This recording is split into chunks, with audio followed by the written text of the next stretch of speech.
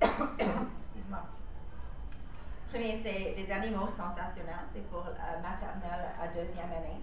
On fait une randonnée pédestre le long du sentier de la sucrerie qui est 1,6 km. Et sur le sentier, il y a 5 arrêts qu'ils font comme groupe et à chaque arrêt correspond avec un des 5 sens. Et à chaque arrêt, les élèves se transforment en animaux particuliers qu'ils doivent utiliser ou invoquer un de leurs 5 sens pour survivre. Alors on apprend comment les animaux utilisent leurs sens, comment certains animaux utilisent vraiment seulement un sens pour survivre. Le deuxième programme, c'est Magivel, c'est pour les troisième et quatrième années. Encore, c'est une randonnée pédestre sur le sentier de la sucrerie. Mais là, ils apprennent, c'est un peu comme un cours de cuisine. Ils apprennent les recettes pour la photosynthèse. Et on les introduit aux plantes différentes, comme des lichens très minuscules jusqu'aux arbres énormes. Et les élèves travaillent ensemble pour devenir un arbre. Alors, chaque élève, c'est une partie différente de l'arbre et ils apprennent comment les parties de l'arbre fonctionnent ensemble. Et le troisième programme, c'est Plonger dans la diversité. C'est pour les 5e années et plus. Et même, on a offert ce programme à plusieurs groupes d'adultes qui voulaient le faire comme exercice d'équipe. Alors, je vous invite, votre faculté pourra venir même pour participer. Ça, c'est une autre randonnée pédestre, mais c'est sur le sentier King Mountain, qui est 2,5 km et c'est une très belle sentier qui vous amène jusqu'à l'escarpement Eardley. On marche, on prend notre départ d'une forêt ombragée jusqu'à une forêt mixte et là, on finit au belvédère. Et pendant la randonnée, les élèves regardent le sol, on parle des animaux différents qui vivent dans chaque environnement différent. Excuse-moi, les espèces en voie de disparition, le bouclier canadien, toutes sortes de sujets. Alors, c'est une très belle activité pour être dehors, mais aussi d'apprendre. Et tous nos programmes ont des liens très forte avec le curriculum, particulièrement en Ontario, mais aussi au Québec. Je m'excuse. Je trouve ça intéressant parce que ça ressemble, on vient de faire une visite la semaine dernière au Musée canadien de la nature. Oh, parfait! Oui. Et on a appris, en tout cas les gens, surtout de la section C, oui. C'est ça, de faire un parcours de découverte à travers la galerie des oiseaux. Oui. Et donc, en fait, quand on regarde avec les arrêts que vous avez dans la forêt, c'est un parcours de découverte aussi. Alors, c'est la même approche où on amène finalement les enfants à s'arrêter à un endroit et à observer certains éléments. Donc, je ne sais pas, comme vous, je suis curieuse parce que je vais souvent marcher là à la rivière avec mon chien. Je me demandais, avez-vous comme des affiches comme pour s'arrêter? Sur le sentier de la sucrerie, il n'y a pas d'affiche. Comment les enfants savent que c'est là qu'ils doivent s'arrêter et observer? Parce qu'il y a un interpréteur qui vient avec eux, il y a un guide. C'est guidé. Alors, et cette personne est là pour toute l'activité. Donc la personne a dit, OK, oui, on va arrêter ici. Oui. Et ils sont des guides ou des naturalistes avec beaucoup d'expérience. Alors, ils peuvent vraiment prendre les opportunités, ils voient des opportunités où on peut peut-être arrêter un peu plus avant ou un peu après pour voir certaines espèces, des choses comme ça. Ah, donc il n'y a pas de petits écriteaux, parce qu'il y en a des écriteaux pour les sentiers, tout ça. Pour les sentiers récréatifs. Ils pourraient en avoir pour un parcours de découverte. Oui. Peut-être. Oui, dans la partie de la Gatineau, cette partie de la du parc, on aime vraiment pas avoir beaucoup d'affiches de ce qu'on veut qu'il reste vraiment naturel. Mais oui, le long, par exemple, le long du canal Rideau,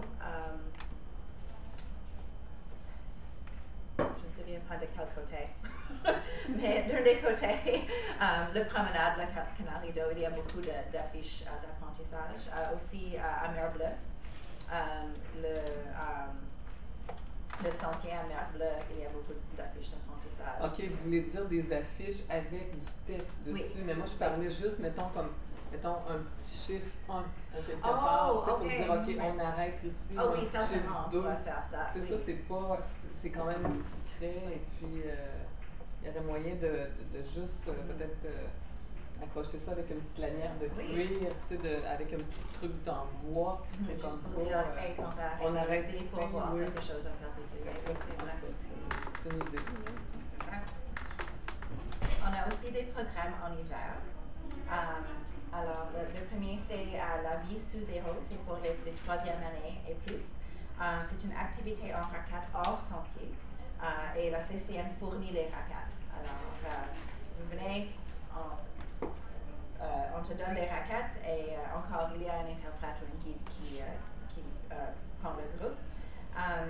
Pour celui-ci, les élèves apprennent comment certains animaux adaptent pour survivre en hiver. Alors, on suit les traces des animaux qui sont actifs en hiver et on discute de ceux qui hibernent ou ceux qui migrent en hiver. L'autre activité, c'est les insectes gelés, et là, c'est pour les 5e années et plus. C'est la même idée que la vie sous zéro, sauf on répond à la question que font les insectes en hiver? Et c'est une bonne question. Oui. Je ne savais pas. Alors oui, ces activités-là ont des liens avec les curriculums de sciences. Je me demandais, Yumi, ces activités-là, ça dure combien de temps? Mettons comme un enseignant, je ne sais pas moi, d'Orléans, amène un groupe scolaire. Bon, j'imagine que ça se passe où, ça, la vie sous zéro, puis insectes gelés? Est-ce que c'est à l'Érablière aussi? Ah oui, c'est près de l'Érablière. Mais c'est près du centre des visiteurs. Est-ce que c'est long comment, ces ateliers-là? Ça dure une demi-journée? Ça dure 1 heure, 2 heures? C'est combien? Ils sont vraiment flexibles. Comme l'atelier même, c'est à peu près, je crois, c'est à peu près 45 minutes à 1 heure. Je vais juste vérifier, en fait. Sauf qu'avec les enfants, tu peux aller prendre le goûter là. Parce oui, exactement. Il y a une place pour manger avec un poêle. Après ça, tu peux aussi peut-être faire une randonnée plus ludique ou sportive aussi dans le bois.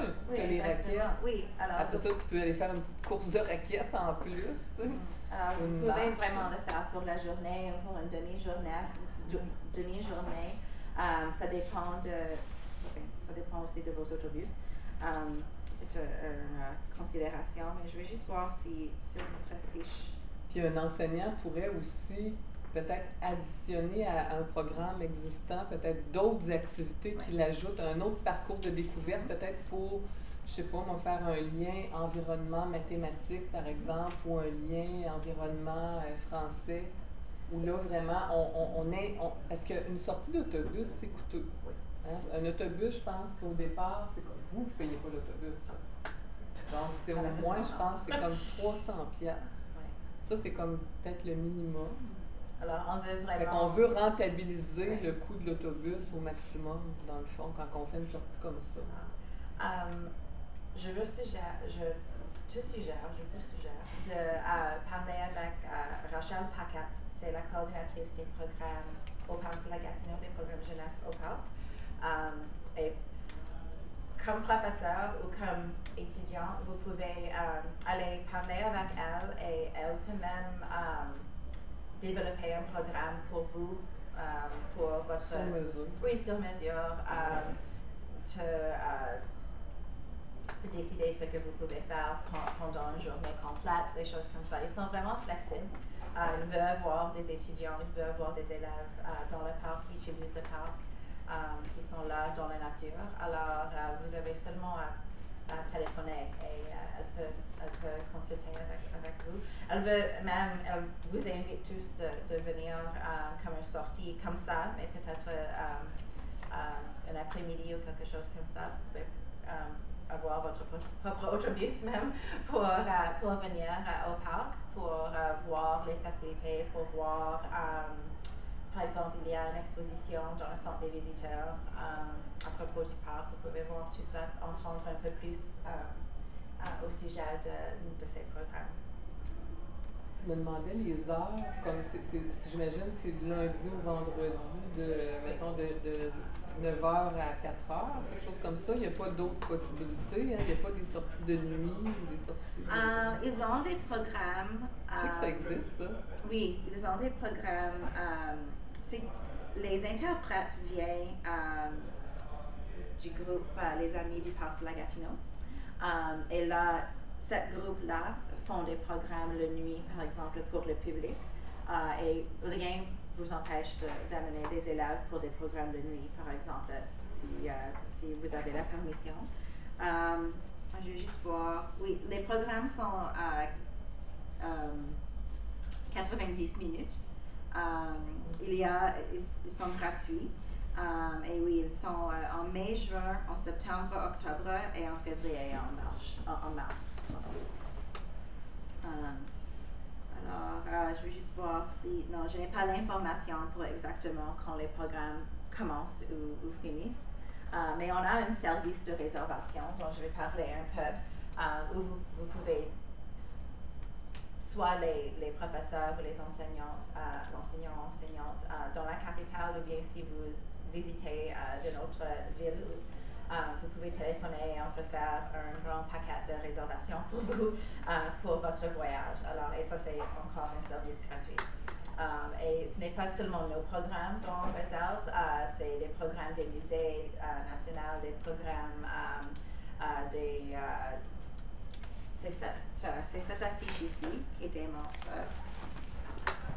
Ça, c'est notre pamphlet qu'on donne aux professeurs. Alors, on fait des réservations, on peut faire des réservations pour toutes ces activités-là, à tous ces musées. Oui, alors vous pouvez téléphoner et l'agent de réservation va comme vous désigner un itinéraire, c'est un service d'itinéraire. Et là, vous avez aussi une très belle affiche pour On pourrait la faire passer. Oh oui, pardon? Oui, c'est tout sur notre site web et l'information, c'est à la présentation. Alors, j'aimerais aussi vous parler un peu de notre concours national de bagnard pour élèves. Ça, c'est pour les élèves de 5e à 8e année. C'est une activité qui est faite en classe, c'est comme un plan de leçon qu'on donne aux professeurs. Et les élèves doivent concevoir un dessin représentant un sujet qui est important pour les jeunes Canadiens. Les bagnards gagnants ils flottent dans la capitale de mai à novembre. Vous pouvez voir exactement où, c'est juste près du musée de Beaux-Arts. Mais rien ne vous empêche, vraiment, que le thème c'est très ouvert.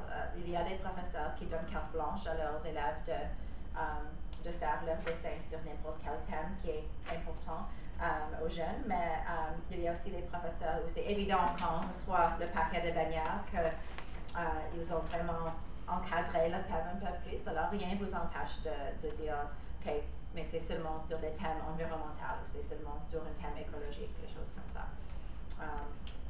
Ça, c'est une autre façon où on peut vous aider avec vos initiatives éducationnelles environnementales. Et je crois que j'ai un copie. Oui. Je crois que j'ai un en anglais et un en français du plan de leçon, en fait, du paquet pour les professeurs. C'est ici. Je suis de comprendre parce que l'image, le dessin est imprimé sur une bannière. Oui. Ah, wow. Oui, la Commission de la capitale nationale, c'est en été, il y a des bannières tout le long du boulevard de la Confédération, comme sur la rue Wellington et la rue Sussex. Il y a toutes sortes de bannières. Ils changent à chaque année. Il y a des bannières qui représentent chaque province et chaque territoire, mais il y a aussi des bannières qui apportent un thème en particulier. Alors, probablement, j'imagine, je ne sais pas exactement, mais j'imagine que cet été, ce sera à propos de la guerre de 1812. Alors, on fait beaucoup de bannières, on fabrique les bannières à chaque année. Alors, ces bannières-là sont dans une place spéciale sur le boulevard de la Confédération, juste près du musée des Beaux-Arts. Et il y a aussi des panneaux d'interprétation. Alors, les gens qui passent voient c'est qui a dessiné la bannière, c'est quoi leur message. Encore là, il y a un message de l'artiste qu'ils peuvent écrire pour décrire leur message.